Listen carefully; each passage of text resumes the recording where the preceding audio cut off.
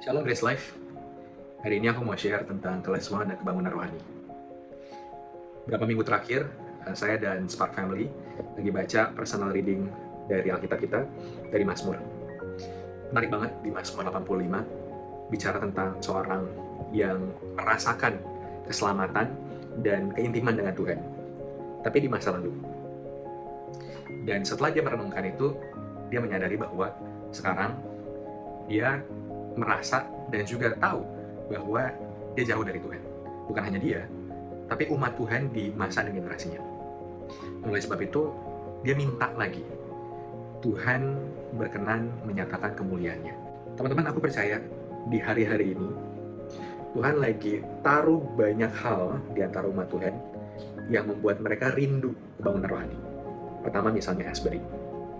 Kejadian di beberapa bulan lalu, dan gemaknya masih ada sekarang. Atau beberapa kebangunan rohani yang sebetulnya ada terjadi di mana-mana, tapi nggak kelihatan. Banyak gereja-gereja rumah yang totalnya, ngomong-ngomong, 70 juta jiwa lebih orang-orang yang mengenal Tuhan dalam 20 tahun terakhir ini, dan mereka tidak ada di radar gedung-gedung gereja atau denominasi yang biasa. Kenapa? Karena mereka datang dari antara latar belakang suku terabaikan. Teman-teman, di semua ini, apa sih yang Tuhan lagi mau taruh di hati kita? Aku percaya, teman-teman, di setiap masa generasi, Tuhan taruh di hati orang-orang kerinduan, bukan hanya untuk menghidupi kehidupan rohani seperti biasanya, enggak. Tapi ada kerinduan untuk, seperti dahulu. Tuhan sudah lakukan banyak kebangunan rohani sepanjang sejarah. Dan ada orang-orang yang mengingatnya, dan mereka rindu terjadi seperti dulu. Tapi, saya yakin bukan hanya seperti dulu. C.S. Lewis pernah bilang, kalau mau masuk Narnia nggak bisa lewat cara yang sebelumnya. Kita percaya Tuhan adalah Tuhan yang ajaib, yang heran, yang nggak melakukan hal seperti mekanik ataupun vending machine dengan cara yang sama persis copy-paste, enggak. Tuhan kita Tuhan yang kreatif, dan dia bisa mendatangkan kebangunan rohani dimanapun, kapanpun, dan lewat siapapun yang dia mau, asalkan itu menyatakan kemuliaannya.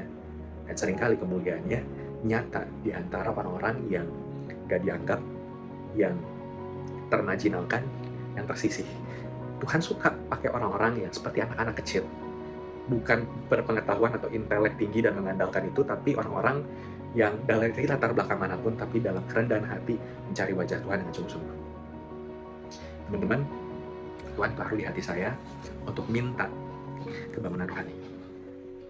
Saya baca dari firman Tuhan bahwa Tuhan mengundang kita untuk minta kebangunan rohani. Dan saya yakin, di Grace Life, saya yakin ada orang-orang yang Tuhan taruh kerinduan untuk kebangunan rohani.